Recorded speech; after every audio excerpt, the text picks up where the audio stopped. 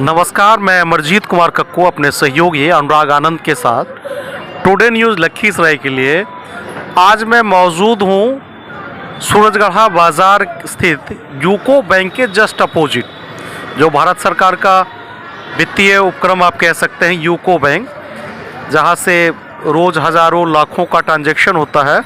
और उसी के जस्ट अपोजिट उसके सामने एक दुकान है, सैलून। और आप चूँकि जानते हैं कि आज भारत सरकार के जो वित्त मंत्री हैं निर्मला सीतारामन जी ने आज आम बजट पेश किया है। अगले 1 साल तक पूरे भारत की रूपरेखा खींची गई है इस बजट के माध्यम से।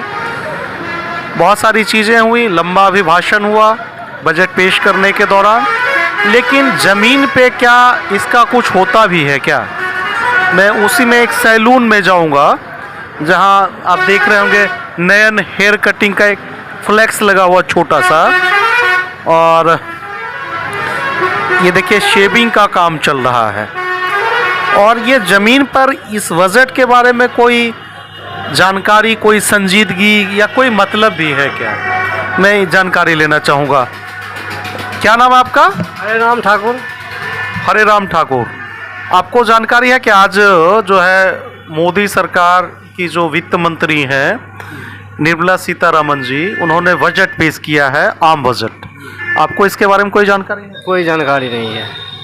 कोई जानकारी नहीं है। जानकारी ले रुचि ही नहीं है मेरी। रुचि ही नहीं है। मतलब हर एक साल बजट आते हैं और खाते हैं, अपना कोई मतलब नहीं रखते हैं। अच्छा, हाँ, हम गरीब को कौन देखता है? मतलब इंटरेस्ट ही नहीं है आपका इंटरेस्ट नहीं है, क्योंकि कोई बजट आए कोई जाए, गरीबों के लिए कोई गुंजाइश नहीं।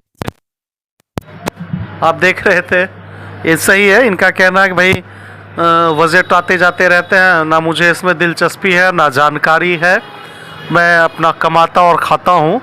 दाढ़ी बाल बनाते हैं तो गुजारा इनका चलता होगा, वह मुश्किल मैं समझ सकता हूँ। आप देख रहे हैं ये सूरजगढ़ बाज़ार है और उसी के एक व्यवसायी हैं गणेश वस्त्रालय के विष्णु अग्रवाल जी। विष्णु अग्रवाल जी, आज आपको जानकारी है कि आज बजट पेश किया गया है वित्त मंत्री के द्वारा? जी हाँ, बहुत अच्छा बजट रहा। नहीं, उसको आप कैसे देख रहे हैं? मतलब मिला जुला के ठीक बढ़िया बजट है, और कौन चीज़ है। ज़्यादातर लोगों का ऐसा माना जाता है कि मोदी सरकार से कारोबारी जो है बहुत खुश नहीं है। नहीं, ऐसी कोई बात तो नहीं है। ऐसी कोई बात तो नहीं है, हम लोग तो बहुत खुश हैं मोदी सरकार से। जी नहीं, ऐसा माना जाता रहा है, चर्चाएं होती रही है कि जो व्यावसायिक वर्ग है, जो मध्यम क्लास का व्यवसायी वर्ग है, उसमें नाखुशी ज़्यादा है। ऐसी कोई बात नहीं है। आप देख रहे हैं आज जो भारत सरकार की वित्त मंत्री निर्मला सीतारामन जी ने बजट पेश किया है, उसको लेकर टुडे न्यूज़ लखीसराय ने एक व्यू रखा है लोगों का कि इस बजट को कैसे देखते हैं। क्या नाम है आपका? मेरा नाम रामशंकर पासवान। क्या करते हैं आप? फिलहाल टोटो चला रहे। टोटो चलाते हैं। आज जानकारी है आपको रामशंकर जी की बजट पेश हुआ? बजट के बारे में कोई हम लोग को जानकारी नहीं है। कोई जानकारी नहीं, कोई रुचि भी है? कोई रुचि नहीं है। रुचि भी नहीं? जी नहीं। जानकारी है ना रुचि है। टोटो चलाना है, भाड़ा लेना है, रोटी पानी चलाना है। ये आप देख रहे हैं, ये जिन लोगों के लिए आम बजट कहा जाता है। हर एक सरकारें हर एक साल अपना अपना बजट पेश करती है और इसको आम बजट कहा जाता है, मतलब आम लोगों को प्रभावित करने वाला। लेकिन आप देख रहे हैं आम लोगों को इसके बारे में बहुत ज़्यादा जानकारी नहीं है। देख रहे हैं अलग अलग लोगों से ये जो आम बजट है, मोदी सरकार की जो वित्त मंत्री हैं निर्मला सीतारामन जी ने, उन्होंने 2023-24 का आम बजट पेश किया आज लोकसभा में। और सूरजगढ़ के बड़े व्यवसायी माने जाते हैं, आज हमारे साथ हैं शंकर अग्रवाल जी। तो उनसे इस बजट पे उनकी राय जानना चाहूँगा। सर, कैसे देखते हैं इस बजट को? आज जो बजट आया है, मैंने उसको देखा है। बजट में मध्यम वर्ग को कभी भी कोई फ़ायदा नहीं मिलता था, लेकिन इस बजट से मध्यम वर्ग को बहुत अच्छा फ़ायदा पहुंचाने का कोशिश किया गया है। टैक्स स्लैब में छूट दिया गया है। ऐसे तो लोगों को लग रहा है कि 2.5 से 3 ही किया है, लेकिन उसके बाद का जो ऊपर का स्लैब है उसमें बहुत राहत है। और दूसरी बात है कि सरकार के पास उतना फंड कहाँ है जो ज़्यादा सहूलियत लोगों को दिया जा मतलब सके। मेन रूप से आप ये मानते हैं कि जो मिडिल और जो व्यवसायी हैं या मध्य वर्ग हैं उसमें ये टैक्स में रिबेट करके बहुत सहूलियत ये रिबेट दिया गया है। इसके अलावा इंफ्रास्ट्रक्चर पर बहुत अच्छा काम हो रहा है। रेलवे को बहुत अच्छा पैसा दिया गया है, एयरपोर्ट के लिए अच्छा पैसा दिया गया है। हमें लग रहा है कि अब इससे अच्छा और क्या बजट हो सकता है। अच्छा, एक चीज़ और सर कि ऐसा लग रहा था, जानकार लोग मान रहे थे, जो इकोनॉमिस्ट थे या जो पॉलिटिशियंस थे बड़े बड़े, तो उनको लग रहा था कि ये चुनावी साल रहेगा मोदी जी का, उसमें कुछ लोक लुभावन चीज़ें आएंगी, लेकिन ऐसा कुछ बहुत ज़्यादा नहीं दिखा। नहीं, ऐसा कुछ नहीं है। मोदी जी हमेशा बढ़िया बजट पेश कर रहे हैं। सबका विकास, सबका साथ, सबका विकास, उस हिसाब से निरंतर बढ़िया बजट वो पेश करते आ रहे हैं। जैसे जैसे समय बीत रहा है वैसे वैसे उनका बजट और निखर करके आ रहा है। तो ये जो है वो सबके विकास के लिए है, देश को आगे बढ़ाने के लिए बजट है। बहुत बढ़िया इसमें इन्होंने प्रावधान। संतुलित बजट है एक तरीके से। चलिए, धन्यवाद। ये थे शंकर अग्रवाल जी। सोरहा के अंदर बड़े व्यवसायी माने जाते हैं, ऐसा माना जाता है, और ये वो चिंतनशील भी हैं और इन चीज़ों पर नज़र भी रख। एक तरीके से आप कह सकते हैं भाजपा के स्थापना दिनों से भाजपा ही रहे हैं और उस विचार से बहुत हद तक उसको जीते रहे हैं। प्रोफेसर अंजनी आनंद जी बड़े शिक्षाविद माने जाते हैं सोरहा के। सर, आज मोदी सरकार की जो वित्त मंत्री है निर्मला सीतारमण जी, उन्होंने आम बजट पेश किया है, उसको कैसे देखते हैं सर? बहुत ही संतुलित और जनहित का बजट, आम लोगों के लिए खुशखबरी वाला बजट। एक चीज़ और सर, बहुत ज़्यादा सर का टाइम हम नहीं लेंगे। जैसा लोगों को लग रहा है, जो समीक्षक या जो बड़े बड़े अर्थशास्त्री आलोचक मान रहे थे कि मोदी जी का चुनावी वर्ष है और उसमें कुछ ना कुछ लोक लुभावन चीज़ें आएंगी, लेकिन वैसा कुछ रहा नहीं सर। लोक लुभावन में तो इस सरकार का कोई भरोसा ही नहीं है। यह तो बुनियादी तथ्यों के आधार पर काम करने वाली सरकार है और बुनियादी तथ्यों को हमेशा अपने सामने रखती है और उसी के आधार पर अपनी सरकार चलाती है। चुनाव से मेरी नज़र में इसका कोई संबंध नहीं है। बहुत धन्यवाद। भारत सरकार की जो वित्त मंत्री हैं निर्मला सीतारमण जी ने, उन्होंने आज आम बजट पेश किया है लोकसभा के अंदर, और उसी पर हमारे साथ आज मौजूद हैं लोजपा रामविलास के बड़े नेता माने जाते हैं रविशंकर प्रसाद सिंह उर्फ अशोक सिंह जी, वो साथ हैं, और कई टर्म तक सोरहा चैम्बर ऑफ कॉमर्स इकाई के अध्यक्ष भी रहे हैं। बड़े व्यवसायी भी हैं, इस नाते भी इनका व्यू महत्वपूर्ण हो जाता है। सर, सबसे पहले स्वागत है टुडे न्यूज़ लखीसराय पे। बहुत धन्यवाद आपको। और सर, कैसे देखते हैं इस आम बजट को जो आज पेश किया गया है भारत सरकार के द्वारा? NDA 2 का ये आखिरी पूर्ण बजट है और संपूर्ण बजट को देखने के बाद मैं अगर एक शब्द में कहूँगा तो मैं कहूँगा कि ये एक जन अनुरागी बजट है और वित्त मंत्री जी ने बहुत समझदारी के साथ एक मजबूत भारत और विकसित भारत की दिशा में एक कदम है ये बजट 2023-24 का। इसमें समाज के हर क्षेत्र के लोगों का ध्यान रखा गया है और खास करके मध्य वर्ग के लिए ढेर सारी सुविधाओं को दिया गया है। ये अलग बात है कि बजट एक मोटा मोटी अनुमान होता है अगला एक साल में कहाँ से पैसा आना है और कहाँ जाना है, बजट इसी को कहते हैं। उसके हिसाब से सरकार को अगर भारत को विकसित बनाना है और अपना विकास दर को सस्टेन करना है तो उनको टैक्स भी चाहिए। इसके हिसाब से भी उन्होंने प्रावधान किया गया है। टैक्स स्लैब को 6 से घटा के 5 किया गया है और टैक्स रिबेट भी दिया गया है। करीबन 7 लाख के आसपास का जो आमदनी है वो अब करीब करीब कर मुक्त होगा। लेकिन सर फिर भी जो जैसे कि सर ये जो आम बजट है, मैंने कई लोगों से इस पर चर्चा की सर, जिसके लिए बजट पेश किया जाता है, सरकारें रेवेन्यू लेती है, उसके बदले 1 साल का खाका खींचती है राष्ट्र निर्माण में इसी बजट के माध्यम से। लेकिन ज़मीन पर इम्प्लीमेंटेशन सर ये नहीं हो पाता है। बहुत सारी अच्छी योजनाएं पिछले बार भी थी, उसके इम्प्लीमेंटेशन में बहुत कमी रही है। नहीं, मैं उसी पर आ रहा था कि हम यही मांग करते हैं और यही आशा भी करते हैं कि ये जो वर्तमान NDA सरकार है वो अपने अगले 1 साल के कार्यकाल में उन्होंने जो भी घोषणा की है और जिस क्षेत्र में जितना फंड का एलोकेशन किया है, यह सुनिश्चित किया जाए कि वो फंड खर्च हो और वो जमीन पर उतरे। वो सबसे ज्यादा जरूरी है, क्योंकि अंतिम में अगर आप देखेंगे इस बजट को तो सब याद करते हैं, लेकिन कभी आप परिचर्चा ये कराइए कि 2022-23 का जो बजट था उसमें कितना पैसा सरेंडर हो गया, खर्च नहीं हो पाया। तो उस पर भी होना चाहिए, उसको लोग ध्यान नहीं देते हैं, तो ये होना चाहिए।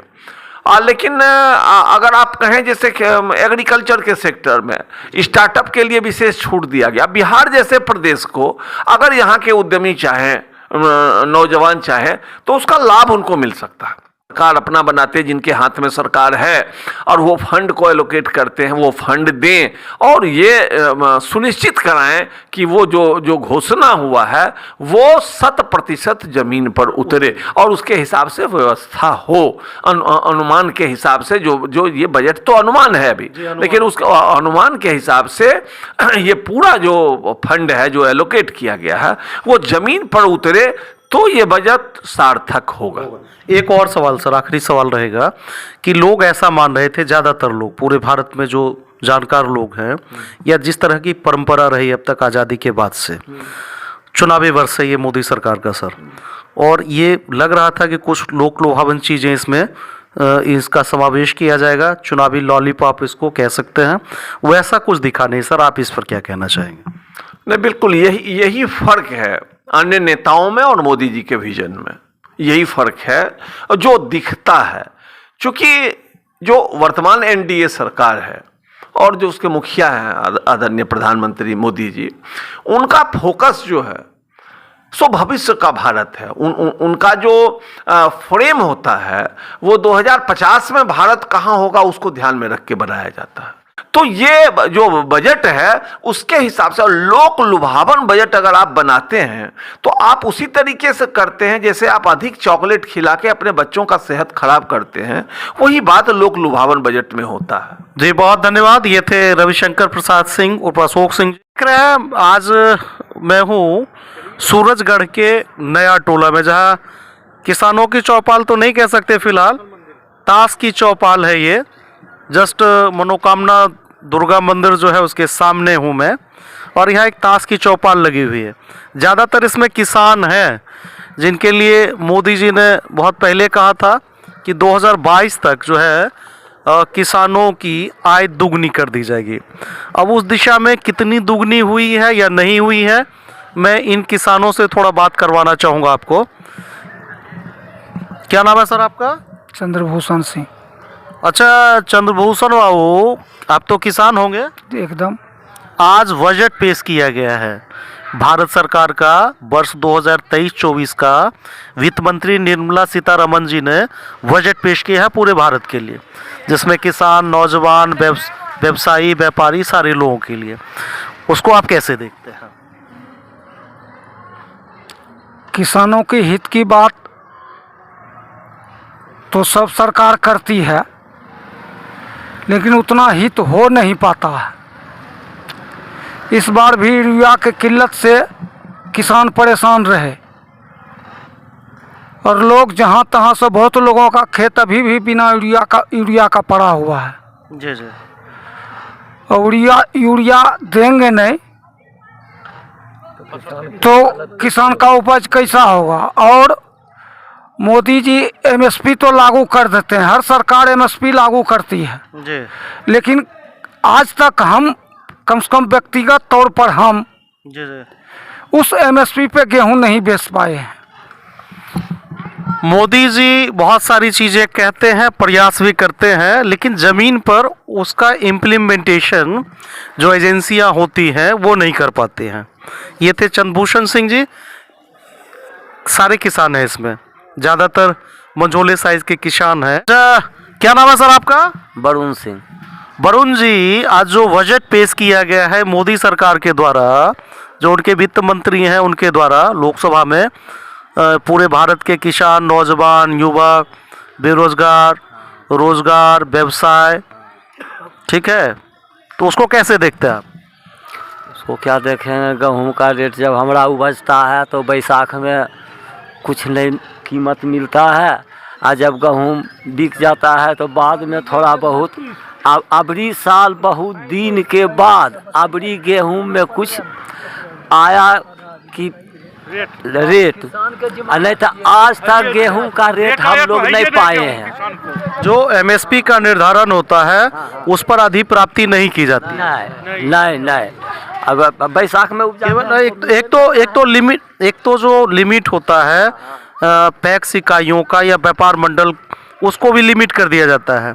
और ज़्यादातर किसान बहुत बड़ी मात्रा में गेहूं या धान उपजाते हैं और सबका खरीद नहीं होता है, और फिर औने पौने जो है छोटे व्यापारियों के बीच बेचना पड़ता है। वही व्यापारी आता है हम लोग से भाई ले लेता है गेहूँ, फिर आगे हमसे तो सस्ते लेता है, वो अपना कमाता है, वो कमाता है, सरकार थोड़ो हम नहीं। अभी जानकारी मिल रही थी कि आज सूरजगढ़ा बाजार में भी या जो ये बढ़िया टाल का मैंने देखा है कि वहाँ टमाटर 2 रुपये किलो है, और आज भी मैंने सूरजगढ़ा में पूछा तो उसकी कीमत 10 रुपये किलो है। उसको कैसे देखते हैं आप? उसको तो जहाँ उपज का बात है। नहीं, 2 रुपये किलो वहाँ है और 10 रुपये किलो यहाँ है। जो किसान उपज कर रहा है उसको मात्र 2 रुपये किलो मिल रहा है, जिसमें कटाई, बुनाई, रोपाई, जन मजदूर, यूरिया, डीएपी सारी चीजें हैं। वही हाल तो हम लोग। और यहाँ जो है जो व्यवसायी हैं जो दुकान लगा कर बैठे हैं वो 8 रुपया शुद्ध रुपये से कमा रहे हैं। उसको कैसे देखते हैं? वो तो बिजनेसमैन है, वो तो अपना किसान से लेता है। हम लोग किसान को कम मिलता है, जो लेता है वही कमा के मोटा जाता है, तो हम क्या करें? अरे हमरा तो कोई अनाजे देंगे, कोई लेगा बिकेगा तभी है ना। उपज होती है लेकिन उसकी अधिप्राप्ति सरकारी स्तर पे नहीं की जाती है। इस बजट से भी मोदी सरकार की जो ये बजट है जिसको आज आम बजट कहते हैं, निर्मला सीतारामन जी वित्त मंत्री ने लोकसभा के अंदर बड़ी कलीने से रखा है, लेकिन यहाँ के किसानों को आज भी उम्मीदें बहुत कम है। अधिप्राप्ति नहीं होती है, वो रेट नहीं मिल पाता है, मजबूरी में वो जो है व्यवसायियों को बेचते हैं औने पौने रेट पर। कहा जाता है कि ये आम बजट है, आम लोगों का बजट है, ये आम बजट है, लेकिन बहुत ज़्यादा अवेयरनेस इस बजट के बारे में नहीं है। कुछ लोग खुश है, कुछ लोग इसको संतुलित बता रहे हैं, तो ज़्यादातर किसान बता रहे हैं कि फिर एक बार हमारे लिए इस बजट में बहुत ज़्यादा गुंजाइश नहीं है। फिलहाल मैं अमरजीत कुमार कक्कू अपने सहयोगी अनुराग आनंद के साथ टुडे न्यूज़ लखीसराय के लिए विदा लेता हूँ। ऐसी ही खबरों के लिए देखते रहिए टुडे न्यूज़ लखीसराय। बहुत बहुत धन्यवाद।